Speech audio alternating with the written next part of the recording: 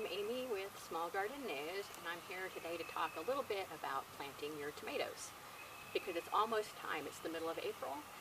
We're having warm afternoons, warm evenings, and it's basically time. So if you have a tomato plant like this one, and you're ready to put it in the ground, you've already prepared your soil.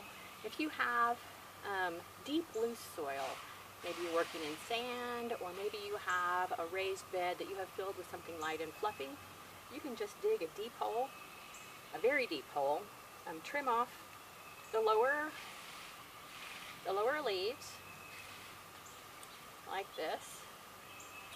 I know it looks terrible, doesn't it? You could even get rid of that one if you want.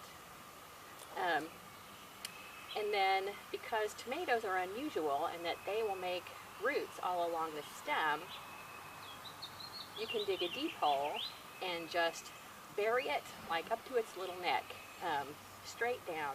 And that depth will protect the roots lower down from heat in the summer, and also make sure that the plant is more protected from drying out between when you water. But if you are working with an in-ground garden like me that has a lot of heavy clay, you won't want to dig a deep hole and bury it down, straight down, because the bits down here are in danger of suffocating in really wet weather. They would just drown, and then you would have a less robust plant. So because I have a clay soil garden, one option is to plant it sideways like that. Of course, you can see that means some of these leaves are going to be touching the ground, so I would probably trim off that one too. And as it grows, it will make the turn to go straight up. But I cheat because I grow my own little plants, and I grow them.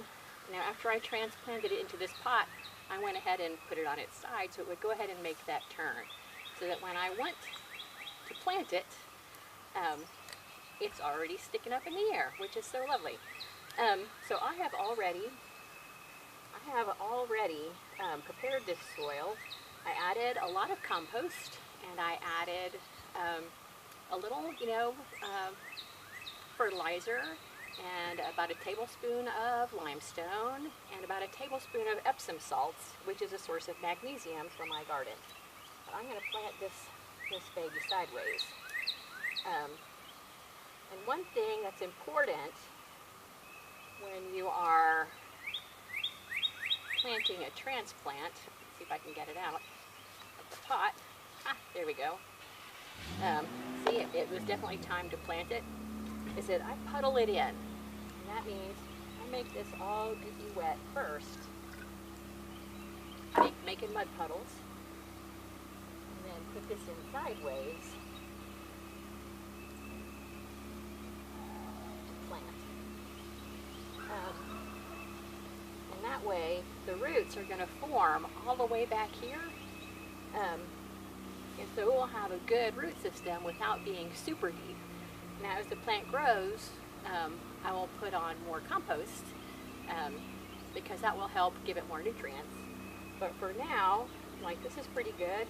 But there's a thing that happens in the South, probably other places too. There are in the soil little lumberjacks called cutworms, and you can deter those cutworms from cutting off your plants, at ground level by putting this is a pretty fat stem, so I'm going to use a couple of toothpicks right along the stem. Cutworms are the babies, the caterpillars of a moth that live in the soil, and one caterpillar can eat through more than one plant in a night. So protect your plants. Anyway, so I'm going to water this in, and then I will put mulch around this to protect it from splashing fungal spores, but it is good to go. Anyway, that's planting a tomato plant here in Georgia. So thanks for watching. Bye.